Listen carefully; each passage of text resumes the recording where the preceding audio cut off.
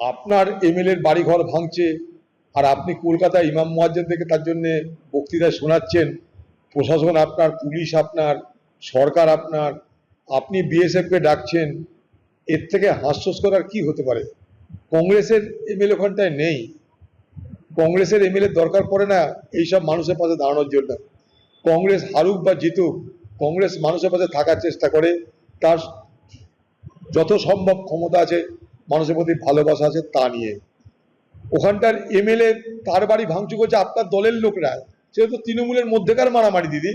ওখানকার পুলিশ সব জানে, ওখানকার পুলিশ সব জানে কোন এমএলএর নেতৃত্বে কোন এমএলএর বাড়িতে হামলা হচ্ছে। কংগ্রেসের সেই হিম্মত, সেই সাহস, কেউ সেই সংগঠন, সেই দুঃসাহস আছে বলে আমার জানা নেই। আসছেন না যোগীপুরে, আপনি কেন আসছেন না শামসেরগঞ্জে? সেখানকার মানুষের কাছে কেন দাঁড়াচ্ছেন না আপনি? আপনি কলকাতায় বক্তৃতা দিচ্ছেন কেন? এখানে আসুন, আপনি এখানে সবাইকে ডাকুন, আপনি আমাদেরকেও ডাকুন। যদি কংগ্রেসের লোক মনে করেন আমরা কিছু বলতে যাই আপনাকে, সেই সততা, সেই দৃঢ়তা আপনার কি আছে? না, আপনি চালাকি জানেন। একদিকে নেতাজি ইন্ডোর থেকে মমতা বন্দ্যোপাধ্যায় যেমন বিজেপিকে আক্রমণ করেছেন, একই সঙ্গে কংগ্রেসকেও নিশানা করেছেন তিনি।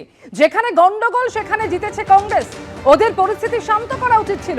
তৃণমূল কংগ্রেসের পিছনে থাকলে আমাদের বিধায়কের বাড়ি, পার্টি অফিসে ভাঙচুর হতো না। উস্কানিমূলক কথা বলতে এখানে আসেনি, আমরা শান্তি চাই। নেতাজি ইন্ডোরের বৈঠকে মন্তব্য মুখ্যমন্ত্রী মমতা বন্দ্যোপাধ্যায়। কিছু অশান্তি হয়েছে, প্ররোচনামূলক কথাবার্তাও হয়েছে। মুর্শিদাবাদ সিট নয়, ওটা মালদা সিট।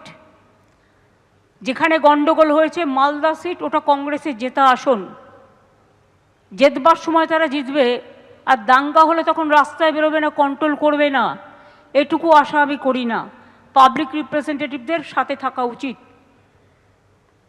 তৃণমূল কংগ্রেস যদি করতো, বিজেপির জেনে রাখা উচিত, তাহলে তৃণমূল কংগ্রেসের 3 জন এমএলএর বাড়ি আক্রান্ত হতো না, তৃণমূলের পার্টি অফিসও ভাঙা হতো না।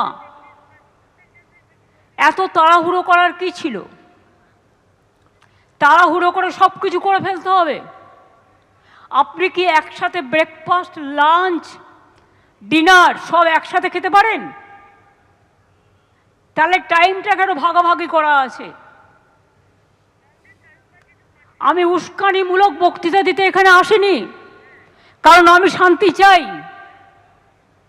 আজকে আমার কথা শান্তির পক্ষে সর্বধর্মর কাছে।